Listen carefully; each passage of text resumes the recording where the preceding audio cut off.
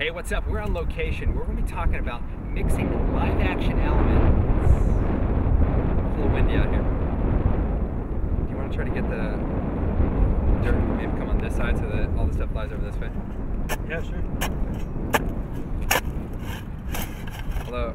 Do you think that this dirt's going to hit the camera? Should we, I don't know, maybe we should do this behind the building so the wind won't be a problem.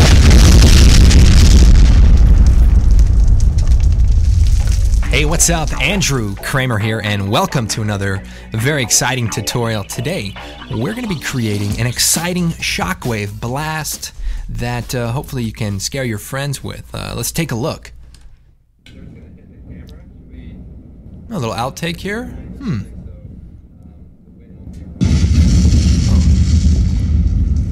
Oh man, what just happened? That's so unexpected.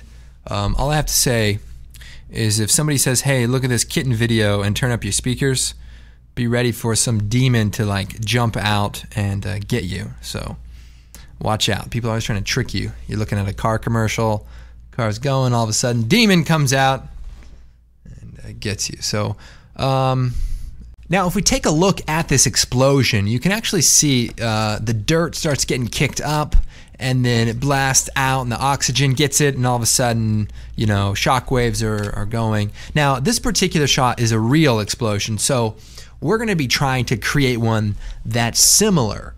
Now, here I have some footage. We actually reshot it exactly the same way without the explosion, just so that we could do the effects on it, obviously. And I was actually debating on whether or not to make a tutorial out of this because, you know, we have some different tutorials for motion tracking and compositing elements. And I thought, well, you know, you could pretty much figure things out. But I actually had a lot of interesting challenges that I had to figure out while doing this. And I thought, you know, alone, those interesting things could be very valuable to people who run into similar problems. What's important about learning After Effects is understanding these little techniques and these problem-solving tools that will help you get your work done.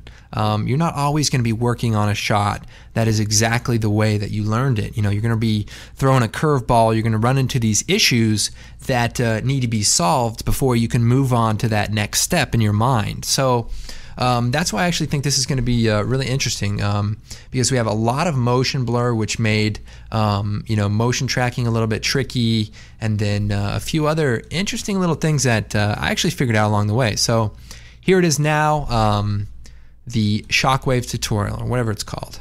And by the way, look at that action face. Sam Loya is rolling over in his grave right now, if you ask me. Just kidding. He's not dead yet. All right, so we're going to take this shot and drop it into a new comp. So the first thing I would do here is I would motion track it. So I would say, all right, track motion. I want to track the rotation, and then I would try to track this. Say, all right, maybe this, and maybe even the side of the building here, and we would track forward. And you know, it would get thrown off, and that's okay. We can go back and try to adjust it, but the problem is when this motion blur gets going, I mean, there is just nothing to track. So we would have to do some hand tracking. We'd have to move the points, and it could be done, but it would be a lot of work. So luckily in After Effects CS4 and CS5, it comes with this really cool tool called the Mocha AE Tracker. And what we can do is export our shot, open it up in Mocha, do a track, and then bring that information back into After Effects. So here's what we're going to do. We're going to choose Composition, Add to Render Queue, and I'm going to render it out. And I'm probably just going to render it into a JPEG sequence. And we'll hit OK, and we'll set a destination for it. And then we'll just click Render. So here's Mocha, and this is the CS4 version. CS5 version has a few slight changes, but the important thing to remember is when you import your footage, I'm going to click here, and grab that sequence, and I'll open it here, and we'll click Next. It's fine. And what we want to do is make sure that everything's set up correctly. So as we go through here, we want to make sure our frame rate is the same as our comp in After Effects. In this case, 23.976. And by the way, if you just go to your composition settings, you can find out what that frame rate is. You want to make sure that that is exact. So that's good. We'll hit Finish, and it'll cache the frames up here. I can't actually get the whole thing in here, so I'll be sliding it back and forth. But I can scrub through my footage here, and then we can create a tracking area. Now, Mocha uses a little bit of different method than point tracking. It uses what's called planar tracking. And it's more like tracking an area or a texture rather than a specific point. So it'll work actually really well for this shot. So if we take the X-spline here, we're just going to make a shape. I want to get enough of this in here so that when the shot moves around, it will work. So as you draw it, right click to close the shape. Right here, I'm tracking part of my head, and that's not necessarily a good thing, but there's enough of the area selected that I should hopefully be excluded from the tracking result. So once we get it set up, we'll come down here and we'll click the Track Forward button.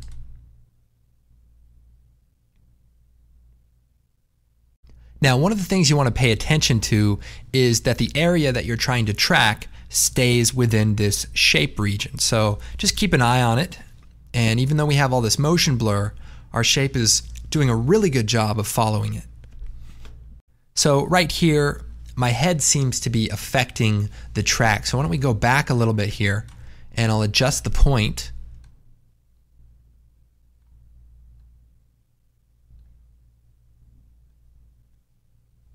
And then just go ahead and track forward again.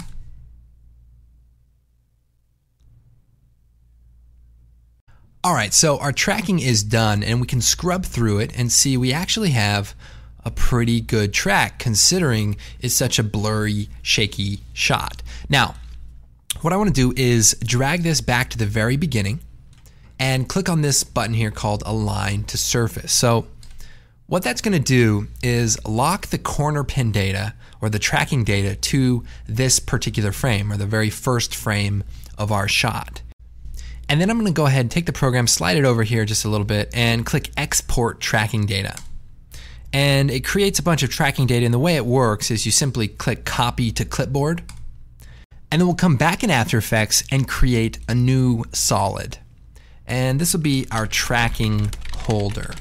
And we hit OK, and then make sure to go to the beginning or when you began tracking the shot, and we choose Edit, Paste. And what that does is paste a bunch of keyframes. So if I hit U, we have a bunch of keyframes for this corner pin effect. So it sort of created a 4-pin perspective corner pin for the tracking area that we selected. Now, it's not very useful unless we do Layer, Pre-compose, choose Leave All the Attributes, and hit OK. And then what we can do is open that comp up by double-clicking on it, and maybe drop an explosion into the frame real quick. Let's see. So when we put that explosion in this comp and we go back to comp 2, we can actually see that we have the explosion tracked into the shot. And that works pretty well. Now, one of the problems with a corner pin method of tracking is that, one, we can't turn motion blur on this because corner pin doesn't actually have motion blur. So we can't just turn it on for the layer. That actually won't work.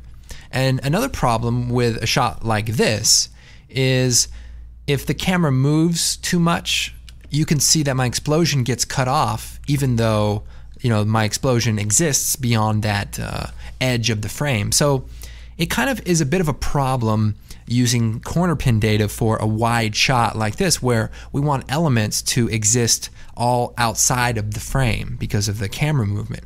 So what would be nice is if we had a null object like we would get from the After Effects camera tracker. So the cool thing is there's a way to extract it, and there's actually some expressions and even some scripts that will do it, but I want to show you just kind of a nuts and bolts method of extracting the tracking data without having to get into messing around with expressions, even though I would recommend it if if this is a workflow that you plan on using. But this would be a good way to illustrate what we're doing. So instead, here's what we're going to do. We're going to go back to Mocha, choose Export Tracking Data, select After Effects Transform Data, copy to Clipboard, and then we're going to create a null object, go to the beginning of the clip and choose Edit, Paste.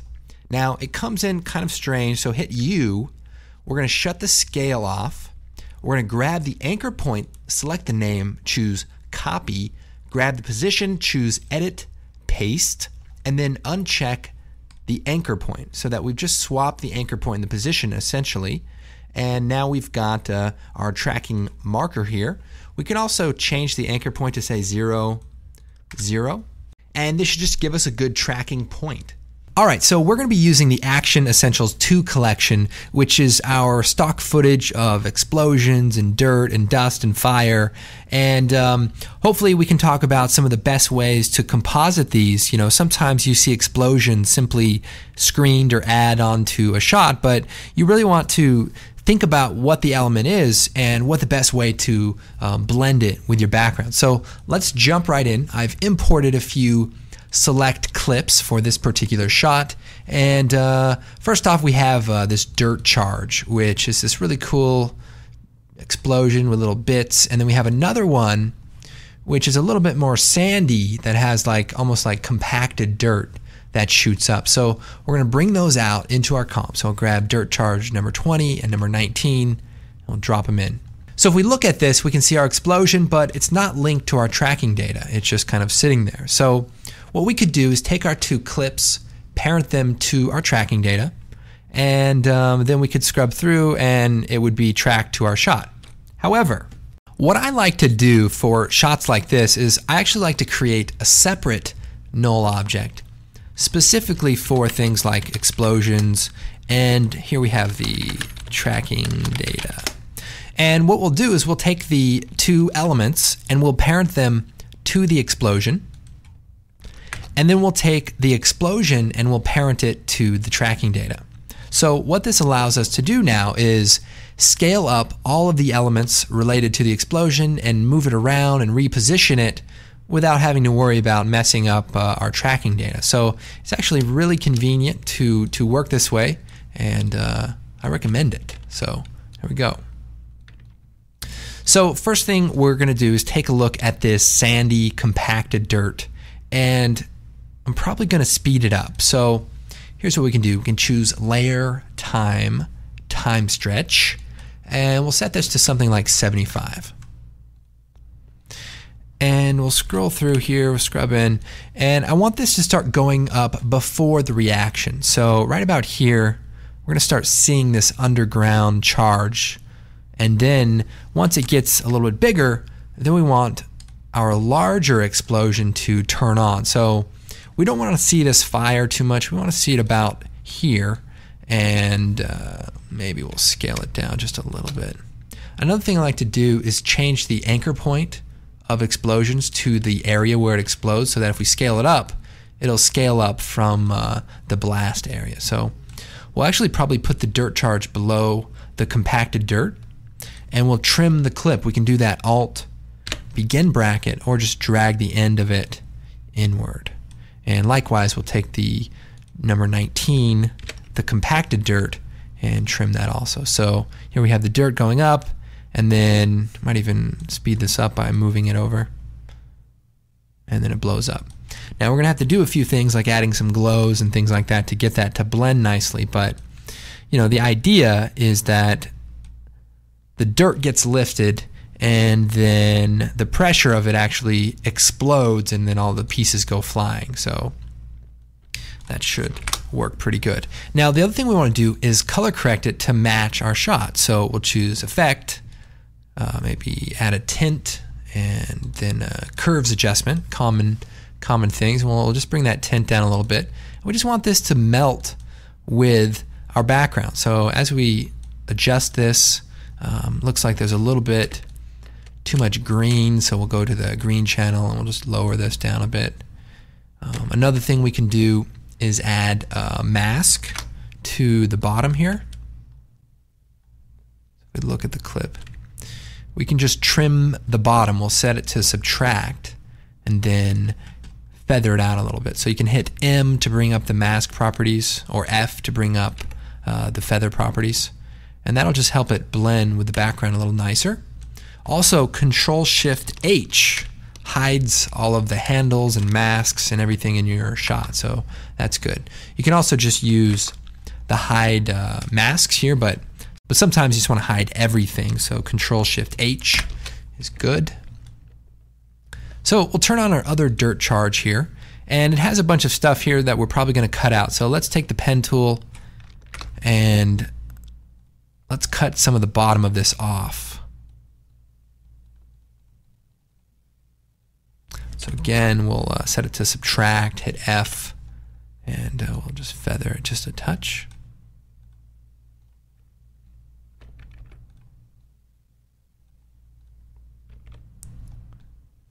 And then we'll color correct it. So we'll just add a curve adjustment.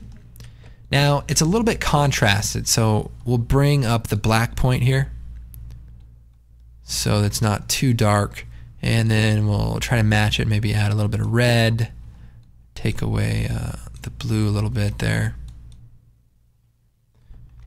and you know, that looks pretty good. Let's see, we'll scrub through here. Our dirt charge, we might scale that down a little bit. And again, I like to take that anchor point and put it down at the blast point, and that way we can scale things down. And let's try that.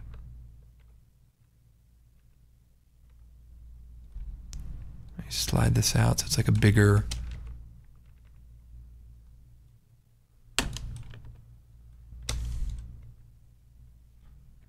Okay, so just moving things around, just trying to get it to line up a little nicer. And I think that looks nice. So, bam, blows up. And already it's looking pretty good, but let's add in some more elements. Oh, and by the way, check this out. Now that we have the null object and actual you know, spatial movement, we can turn on the motion blur. So if we turn the motion blur on for our two elements and for our comp, you can see now we actually have nice motion blur for our elements. So if we turn that on and off, you can kind of see how that works. So that really helps you know, blend the elements and also hide some of the, you know, imperfections. Not that there would ever be imperfections in visual effects, because our job is to be perfect. But they just work us so late, you know, and I just get so. Anyway, moving on. We have some other great elements, these dust wave elements. So if we take a look. These so we'll come back in here. I'll take my dust wave, drop it in here, and these elements are all pre-keyed, so we just drop them in there. We can instantly start to see you know, how things are looking. Now I'm gonna scale this one down, parent it to our explosion, and probably add, let's see, I'm gonna go ahead and add a mask around the main area here, and then feather it. So that way it blends nicely. Now the thing about dust is we could change the transfer mode to, you know, screen, but it starts getting a little bit too bright. We actually want to keep it at normal and simply color correct it so it matches the dust that would probably exist in the scene. So it'd be a little darker. So we'll choose, you know, we could tint it. That might be a simple way. We can grab some of the color from the scene and maybe adjust it to get it what we want.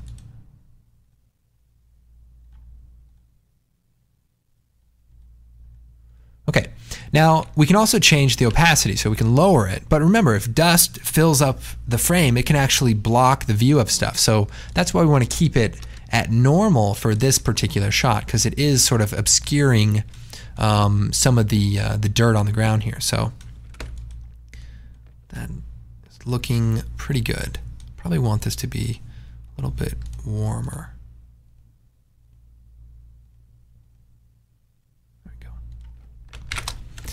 Alright, so I'm going to lower the opacity here just a touch so you can see through it just a little bit. And I'm probably going to take another copy of the dust, duplicate it, and scale this up a lot. So we want the dust, and the other thing too is I'm going to offset the time. So the first dust comes out of the initial blast, and then the second one comes a little bit later as the, you know, dirt and debris starts getting kicked up. So move that one down. Really, we could scale this thing up really large. Just offset it there.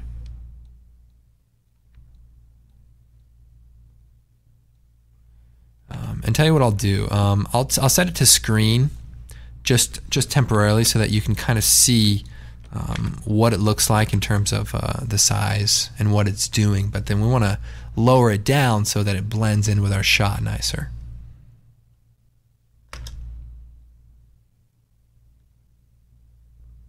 So it's got a cool little effect, and we could probably offset the timing of this so that it seems like a much more succinct kind of explosion, and the blast and the energy all escapes in the beginning there.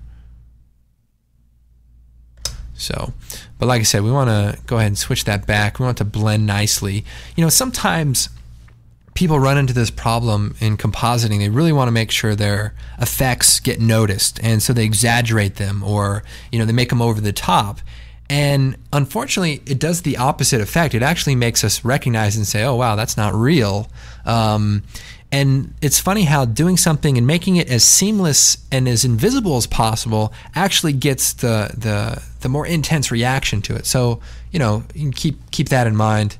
Moving on. So we have some other dust elements that are really cool that I'll probably work in here towards the end. We want the whole frame to just be full of dust. So let's copy this tint and paste it to this new tint here, and maybe make this one a little bit brighter. And let's offset this. Let's see. So what's cool is the camera comes over here and it pans over to the right. And that's when I want to kind of introduce this. So we don't actually see it coming and getting us, but it'll just sort of be there. We'll scale it up nicely and maybe even fade it in so that we don't see it just all of a sudden appearing.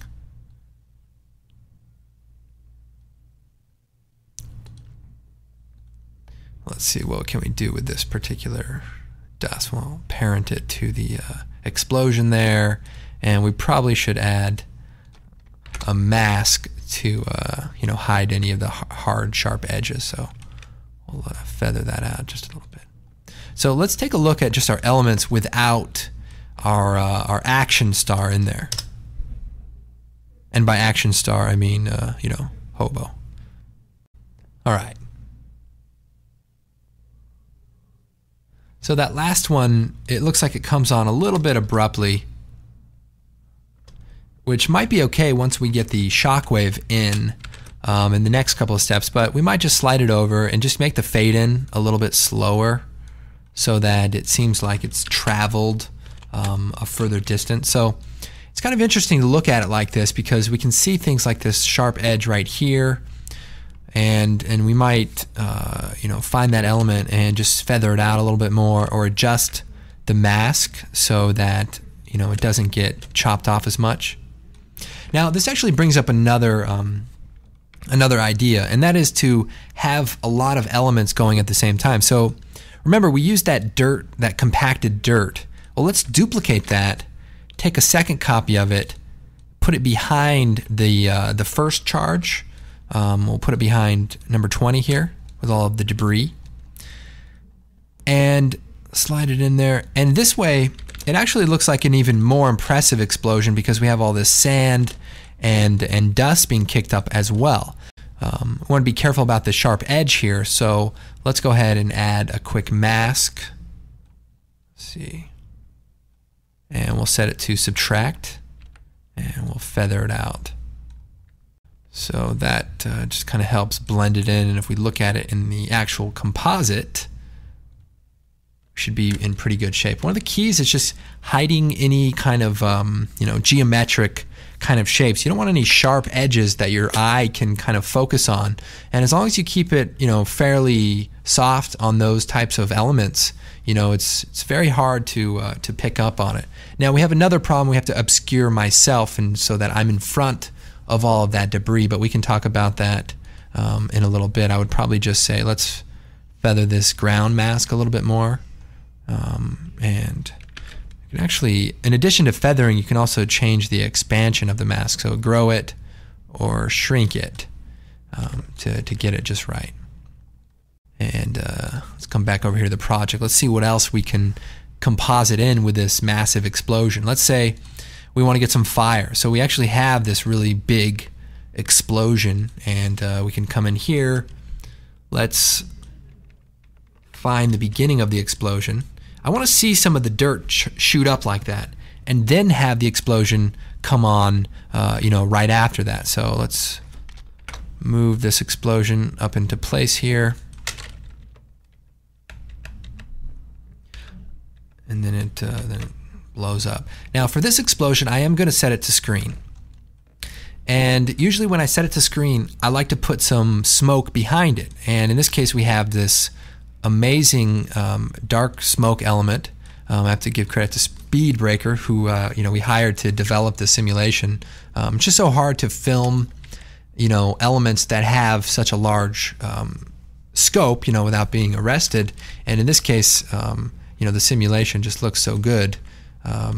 It was a cool element to include. So we'll drop that into our scene, and it's really slow. So it's nice for making things look really large. In this case, let's speed it up. So we'll choose time stretch, and maybe we'll set it to about 50%. And we'll stick it behind all of this explosion stuff. And actually, I don't even want it to be black. I want it to be more smoke dusty. So we'll tint it. Use some of the scene color, desaturate it a little bit, make it a little darker, and then we'll feather off the bottom here, subtract it, and then turn the feathering up so it's nice and smooth. So it's all the same kind of stuff, add a little mask here so it blends nicely. Sometimes I just throw everything together and don't worry about smoothing it out until I get the feeling right, the motion, like you like the size of the explosion, and then you can go in and refine it. Luckily, I'm pretty sure of the elements I used already. Never mind. Like I said, that explosion shot from the beginning, that was real.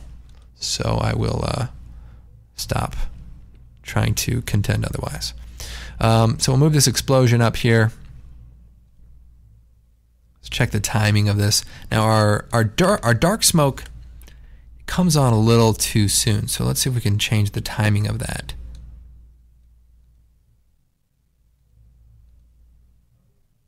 Alright, so that looks a little nicer.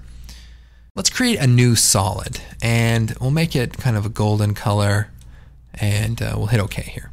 And let's set the transfer mode to add, and that way we get this really bright effect. Let's create an ellipse really quick, maybe right here.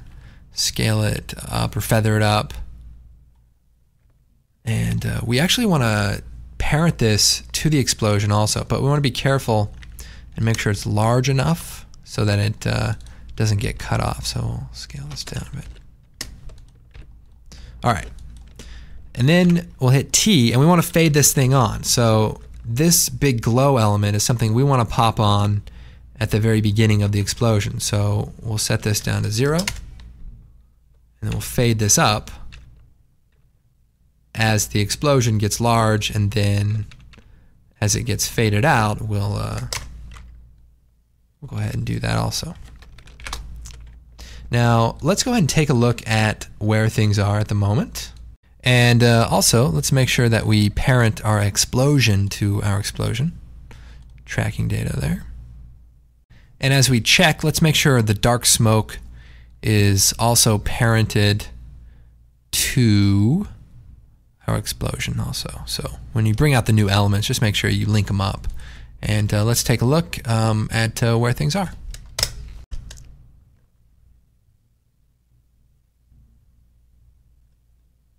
All right, so that's pretty good. There's a few things that we should probably tweak as far as the dust, and that's what this is all about. You want to go in there and move things around and just get the composite to look right, and that's what's going to make the shot better. All right, so let's go and create a shockwave. So I'm going to create a new solid, and we're going to make it about 1,000 by 1,000, and we'll hit OK. Then we're going to add an ellipse. So we'll just click in the middle here, hold down Control-Shift, and then we'll hit F, and we're going to feather it just a touch. then we'll make it a 3D layer, hit F4 there, 3D layer, and we're going to rotate it so that it's on its side. And the idea is simply to scale it from being really low. So we'll set a keyframe there, click on the stopwatch, we'll move forward a little bit, and we'll scale it up nice and large so it just fills the frame rather quickly. And then we'll parent this to our explosion. And the other thing we want to do, I'll spread that out just a little bit. And the other thing we want to do is add a, like a clipping mask or a track mat. So we'll add a solid, actually we'll make it comp size. And we want to just mask out the top half here. And if we turn on our footage, the idea is to limit the distance that the shockwave can travel. So we'll just go to about right here, feather it a little bit. And if we take our shockwave,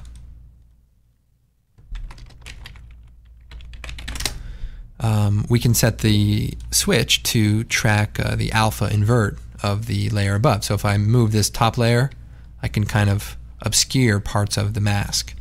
And what that helps is as that shockwave goes off into the distance, it won't go on forever and create like a sharp edge at the end of it, so it'll blend nicely. So if we lower the opacity of our shockwave, we'll set to screen and we'll lower the opacity.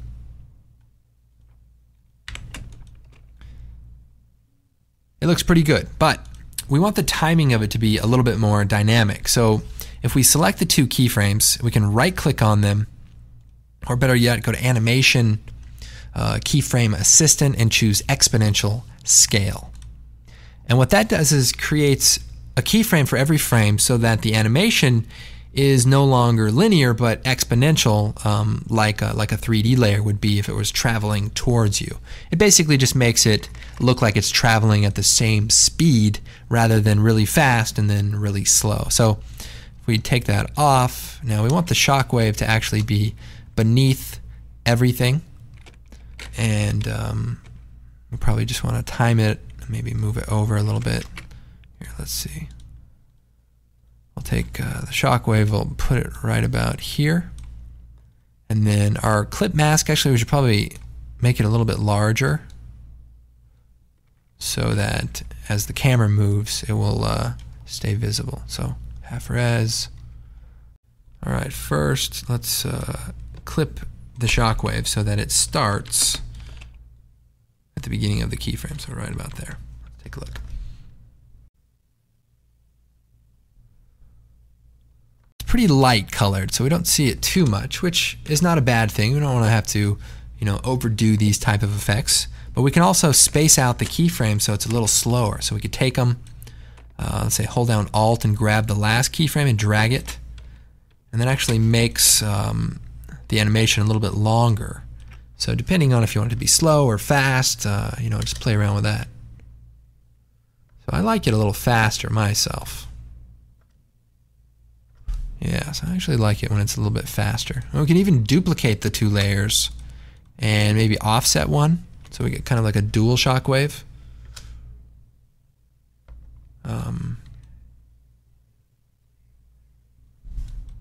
Maybe one's fast and the other one's a little bit slower.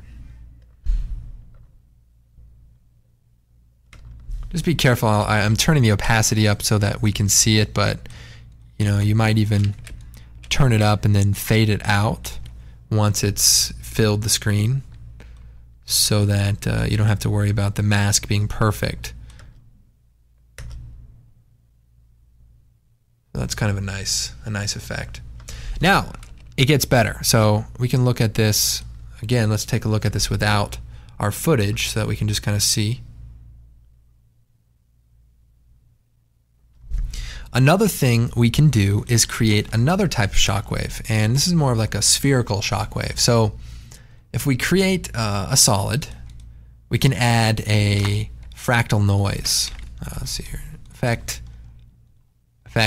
noise, fractal noise, and then we can add a sphere effect. So we could do sphere, and we should be able to find CC sphere. Drop that on there. and it creates a nice sphere effect. So if we go into the shading, we'll turn the diffuse down and the ambient up and the specular down. So we just create a perfect sphere, and then we'll choose effect, transition, and linear wipe should be in there. And what I'm going to do actually is put the linear wipe before the sphere effect, and let's set this to 0, and I'm going to turn up the transition completion. So here we're creating a slice of the sphere, and we'll feather it out. And I'm going to duplicate that, and we're actually going to do the same thing, but we're going to set this to 180. And then we're going to just cut the top off a little bit and feather that a little bit more. And so then if I come down to the sphere, I can rotate this a touch. Let's see. Rotate it so, I'm going to exaggerate this so you can see. I'm going to rotate it so that it looks like it's got some 3D to it. And then I also want to make sure I'm careful about the size of the noise. If we scale, see I can create a really sharp seam, or I can move it so that it's, you know, kind of invisible. And we could do some tiling and things like that, but that's just a simple way to work that out. And we can play with the contrast and stuff like that. We'll set the transfer mode to add, just so we can see it, and we can tweak it a little bit later. And I also like to do a few things to make it look more three-dimensional. So we'll come over to the rotation, and the idea is to simply animate the radius down from 0 up to like a gazillion, so that it like fills the frame. So we've got the 2 keyframes and this cool little circular shockwave. Now we can do something else that's interesting. We can animate the rotation of this. So let's say we take that off, keyframe the rotation so that it spins really fast. So then as we scale it from nothing up to a lot, what we get is a little bit more of a 3D look. So we might even add that rotation and make it even more extreme so that it really, really becomes noticeable. And it just makes it look a little bit more 3D. So we'll rotate this down a little bit, and that looks good. So then we can move the position of the sphere. We can slide it over here so that it radiates from our explosion. And then if we take this layer, what we may need to do is scale it up, but let's just parent it to our explosion.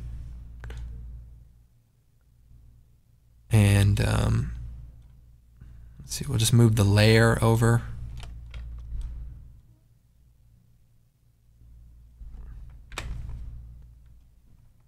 Maybe lower the opacity, rotate it a little bit there. So we can play around with the timing of this, but let's just take a look. It's a little bit more halo-like, but it's an interesting effect. And the way I actually just like to use it is really trimmed down so that it doesn't look really large, but just kind of like a low-level kind of shockwave. But it just gives it almost a little bit of 3D depth as it kind of blasts off there. So it's up to you. You can kind of play with how that looks, but not too bad. In fact, here I have this other comp that I was going to show you of this desert type of explosion using all the same stuff. And there's actually kind of this little underground kind of light charge that was just a fractal noise. But let's take a look.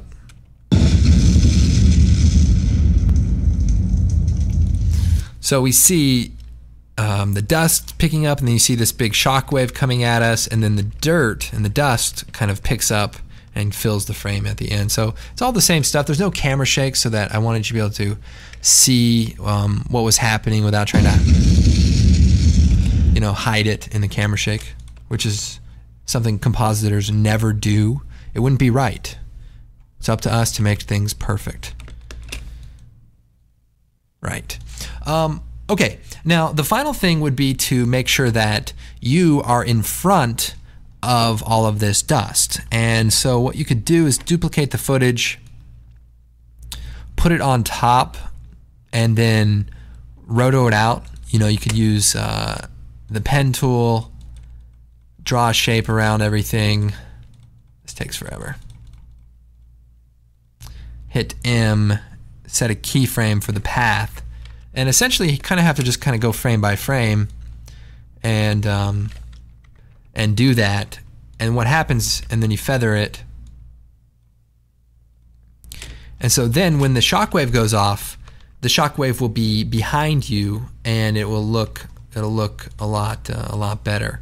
Now in this case, so here you can see the shockwave actually is behind me, and it's subtle, but your mind kind of picks up on the fact that that's behind it and just, you know, looks a little bit nicer. So that's how you would roto it. By the way, we should probably turn the motion blur on for all of these.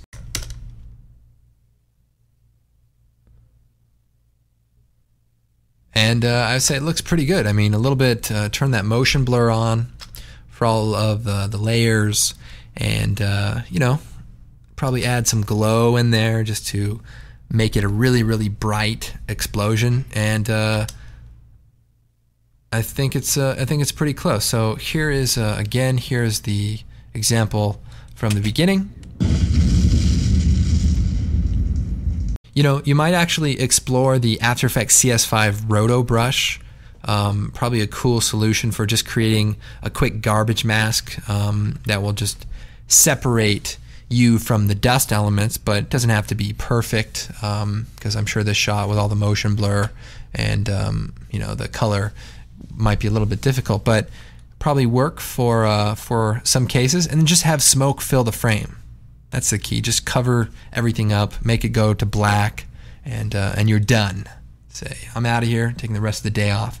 Hope this tutorial has been helpful. You know, I thought I would just get in there and just show you what it's like to be compositing. You know, you're just tweaking things and changing settings. It's not always a perfect recipe or specific steps to get something to look right. It's about how it feels and how it looks, and you just have to, you know, tweak it a little bit. So, hope you guys enjoyed this tutorial, and be sure to check out the forum and our blog especially. We have a lot of things going on there, and it's a lot of fun. So I'm Andrew Kramer. We'll see you next time.